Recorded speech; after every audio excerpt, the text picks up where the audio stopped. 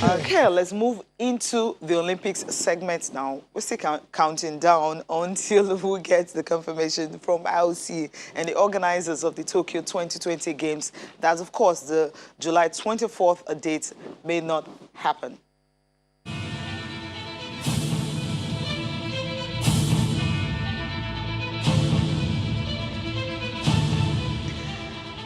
Right, is 121 days to the Olympics, and of course we know what is actually surrounding it right now. You know, different countries are pulling out of the one of 2020. They said they will be preparing all the athletes for 2021. Athletes cannot train. Qualifiers are being cancelled, and because of that, you know, some countries, even the athletes that have qualified to take part in the Olympics, they said they don't even know what to do anymore. They can't even train anymore. They can go out because most of the countries are on lockdown. France, Italy, Spain, Canada, of course, is following suit. UK is following suit, and the US, in about 70 million people grounded, and this is becoming more difficult by the day. So we're just counting down, but this date may not just it's happen. Very unlikely now, very unlikely, Cecilia. And just yesterday we got the biggest hint yet that the Olympics will be postponed, and that was coming from Dick Pound, who was a veteran member of the International Olympic Committee. And we're going to take a statement now. I'm sure when you see the statement, you don't understand why postponement is looming really, really large. And Dick Pound told US Today. Dick Pound used to be a former, I used to work with WADA as well, too, so yeah, he's been around the block. According to Dick Pound, it says, on the basis of the information the IOC has, postponement has been decided. The parameters going forward have not been determined, but the games are not going to start on July the 24th. It will come in stages. We will postpone this and begin to deal with all the ramifications moving this, which are immense.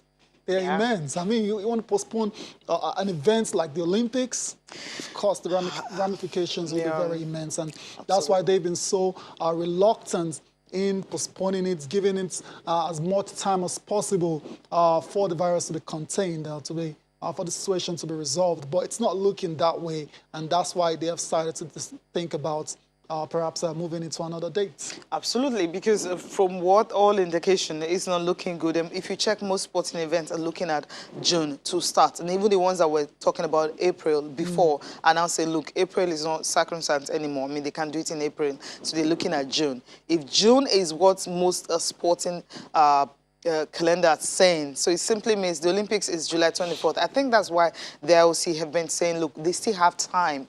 They have time. They have until like 4 months to the Olympics. That's what they were saying. So after the first 4 weeks, they're looking at, 1 month, then they can make a decision, because they're thinking by May, or even by May, maybe the pandemic, will be totally defeated. Because if you still have cases in some countries where they still have the virus, it's difficult, for anyone to really go ahead with it. We'll be talking with Yomi Omongbeja, Athletics Africa editor. He'll be joining us this morning. He writes athletics, and we know what athletics actually said recently. Sebastian Coe, talking about the fact that postponement is the only thing they can do this time around. Yomi, good morning. It's good to have you join us this morning. Good morning, Cecilia. And it's good to have. It's good to join you too. So we're all working from home, so it's a bit. Yeah, I know it's easier for you guys because you're a writer and all that. But then you were in Nigeria some time ago and everything. Let's just start up with the Olympics. I mean, there is so much surrounding it right now. Everyone has been calling for the postponement, but no cancellation is in the card because of the money that have been put into it. What's your own view concerning this? Well, the IOC has been a bit stubborn, but then that's the standard procedure for the International Olympic Committee. Because if you recall, during the Munich massacre in 1972, the game still continued. So that's one. And then, so traditionally, IOC has always been reluctant to stop the games.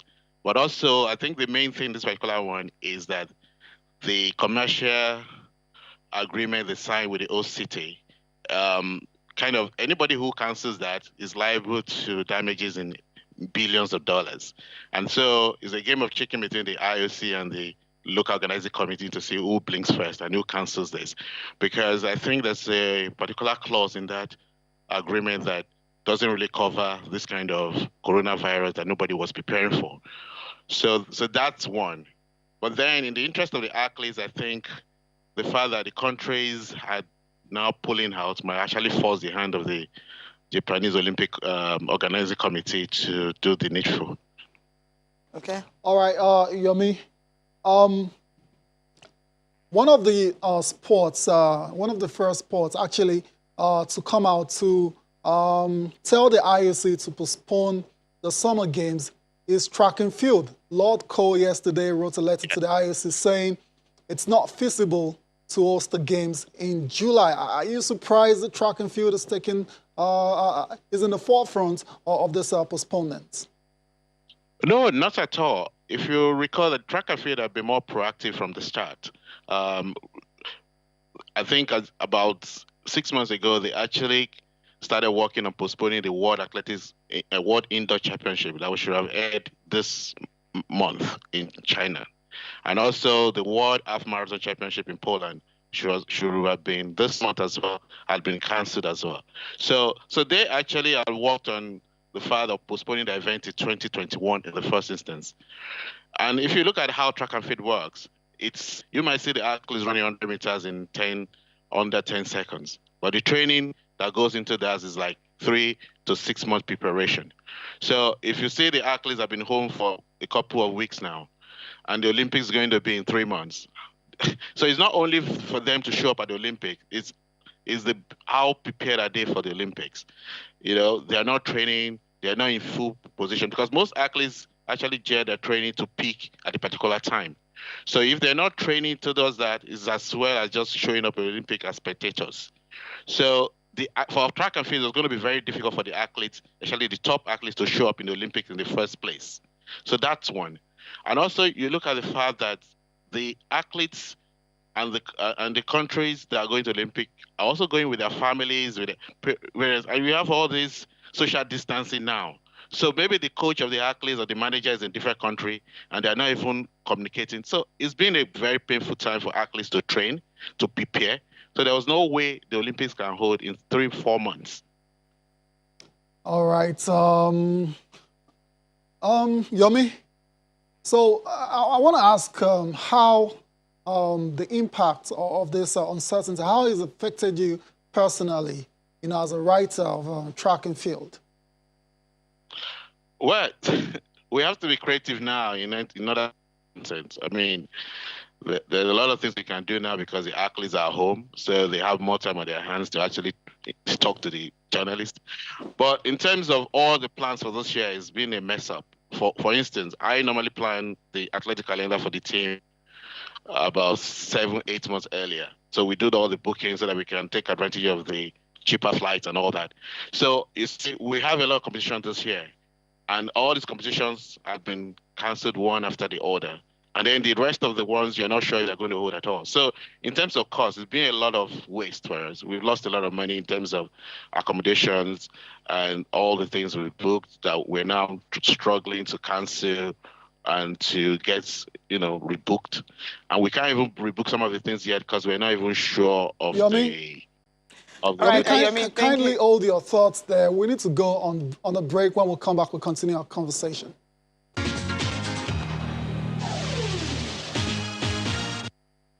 You're welcome back to Channel Sport this morning. We're still talking about the impact of COVID-19 on sports all across the world. And it's looking very likely that the Olympics will be postponed perhaps until next year. And we have our guest via Skype, track and field writer. Yomi, before we went on the break, we were talking about how these uncertainties has affected you personally. Yes, like I was saying, for us, we have a lot of events already planned this year. We were supposed to have the World Indoors in March, the World Half Marathon this month as well. And then now we're preparing for the African Continental Tour that should be starting on the 2nd of May in Nairobi, Kenya.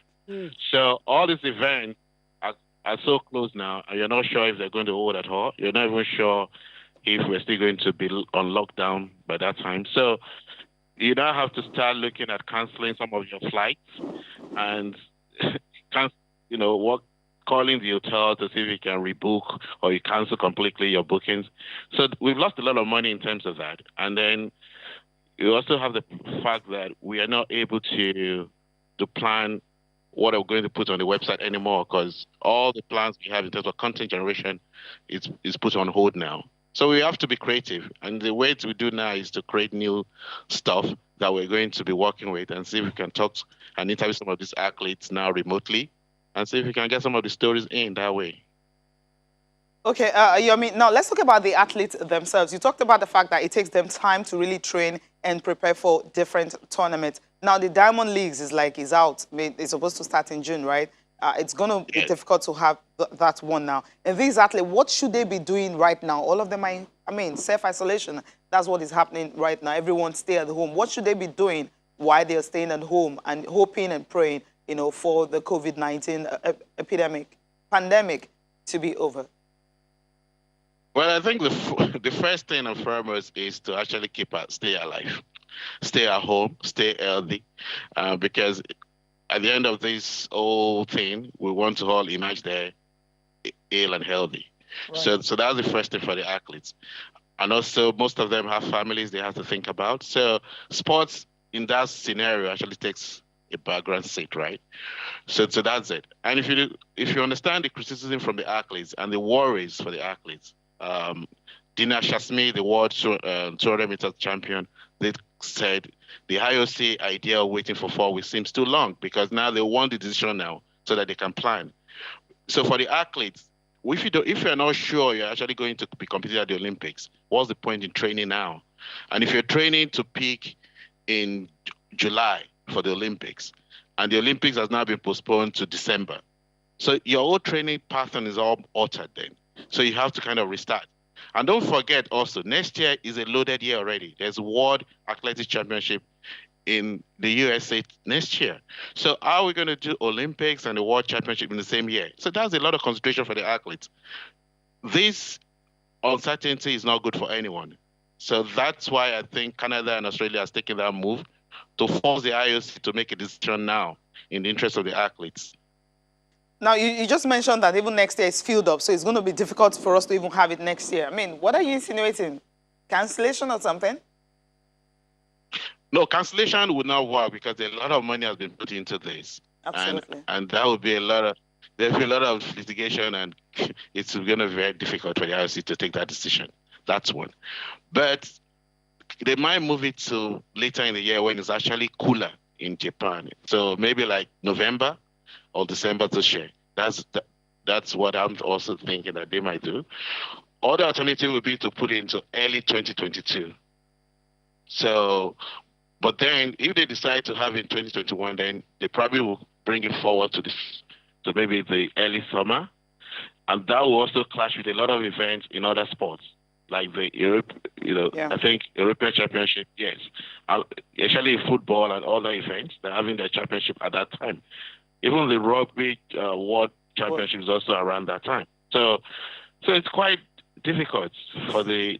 I don't really envy them. I don't want to be in a position to make that decision right now. So it simply means that 2021 is going to be difficult because of how the calendar is. You have so many sporting activities, and you've actually said that, look, if we have so many sporting activities, it simply means it could be in November, December, and even maybe January, February. But look at the football calendar, for instance. I mean, that's when most of the leagues across Europe, really bubbling. Don't you think it's going to affect that? The African Nations Championship, of course, is going to be, early January and February also.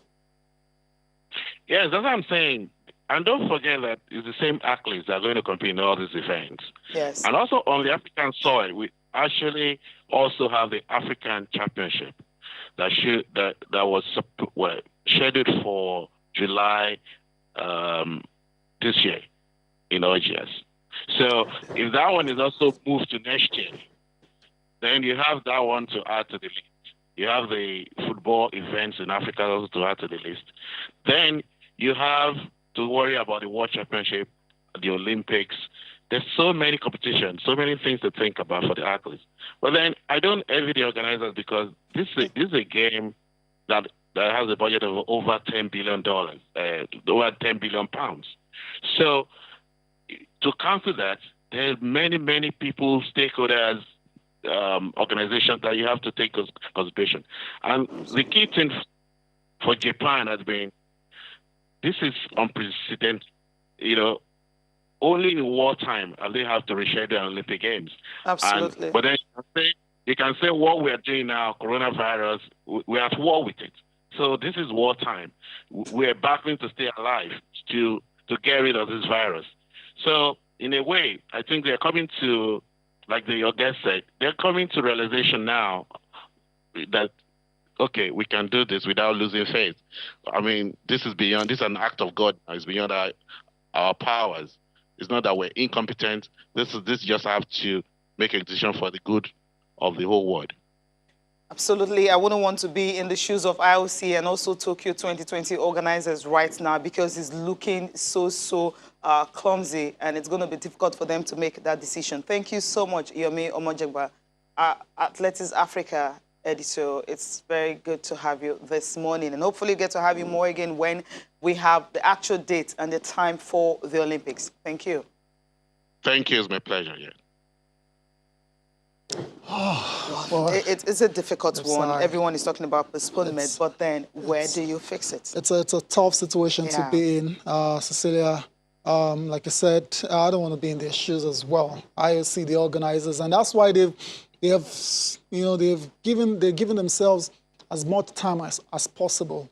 1 month, that's what they've given themselves now. But even at that, We Dick removed Pound, 2 days out of the 1 month. exactly, Today and Monday. and Dick Pound has kind of let the cat out already. That's the only thing there. So right now, basically now they're just thinking of how to do it. Yeah. This decision What's the right has time? been made already. It's a shame, but the pandemic has really rained on the parade of the athletes and everyone who's looking forward to the Tokyo Summer Games. Canada was the first country to pull out of the games, and the PM has been explaining why that decision was made.